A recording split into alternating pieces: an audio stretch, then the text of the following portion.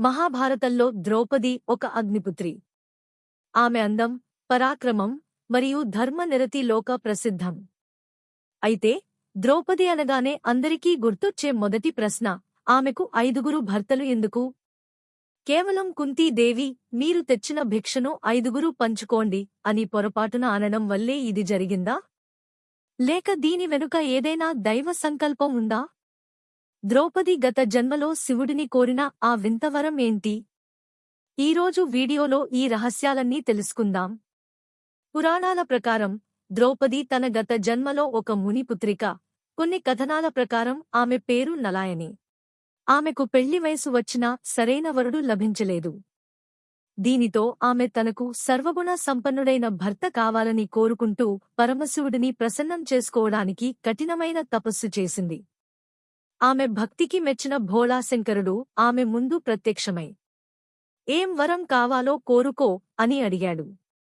శివుడు ప్రత్యక్షం కాగానే ఆ యువతి అమితమైన ఉత్సాహంతో, ఆవేశంతో పతిం దేహి, నాకు భర్తను ప్రసాదించు అని ఒకసారి కాదు, ఏకంగా 5 సార్లు వరుసగా కోరింది. అప్పుడు శివుడు చిరునవ్వుతో, పుత్రికా, నువ్వు ఒకే కోరికను 5 సార్లు కోరావు. కాబట్టి నీకు వచ్చే జన్మలో 5 భర్తలు లభిస్తారు అని వరం ఇచ్చాడు.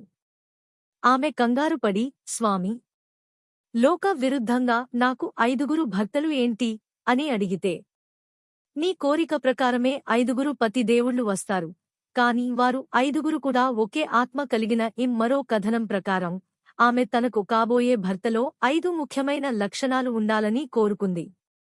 ధర్మం, ధర్మరాజు. బలం, భీముడు.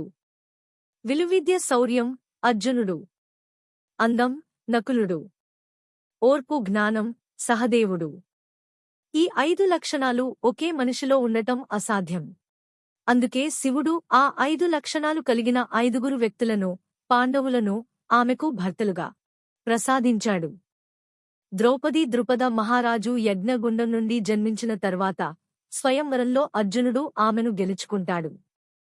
వారు ఇంటికి వచ్చి, అమ్మా, మేము ఒక అపురూపమైన భిక్షను తెచ్చాం అని చెప్పగా, లోపల ఉన్న కుంతి చూడకుండానే ఆ భిక్షను మీ 5 సమానంగా పంచుకోండి అని అంటుంది.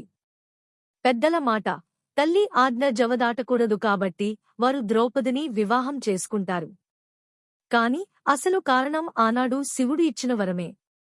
అందుకే వ్యాస మహర్షి స్వయంగా వచ్చి ద్రుపద మహారాజుకు ఈ గత జన్మ రహస్యం చెప్పి వివాహానికి ఒప్పిస్తాడు. ఆధ్యాత్మికంగా చూస్తే ద్రౌపది సాక్షాత్తు శక్తి స్వరూపిణి. పాండవులు పంచప్రాణాలు వంటివారు. ఒక ప్రాణశక్తికి 5 రూపాలు ఎలా ఉంటాయో అలాగే ద్రౌపది 5 పాండవులను ధర్మబద్ధంగా వివాహం చేసుకుంది. ఆమె పవిత్రతను ఎవరూ శంకించలేరు. చూశారుగా ద్రౌపది వివాహం వెనుక ఉన్న ఆసక్తికరమైన పురాణగాథ. విధిరాతను ఎవరూ మార్చలేరని దీని ద్వారా మనకు అర్థమవుతుంది. ఈ కథపై మీ అభిప్రాయాన్ని కామెంట్ చేయండి. ఇలాంటి మరిన్ని ఆధ్యాత్మిక రహస్యాల కోసం మా ఛానల్ని సబ్స్క్రైబ్ చేసుకోండి. ధన్యవాదాలు.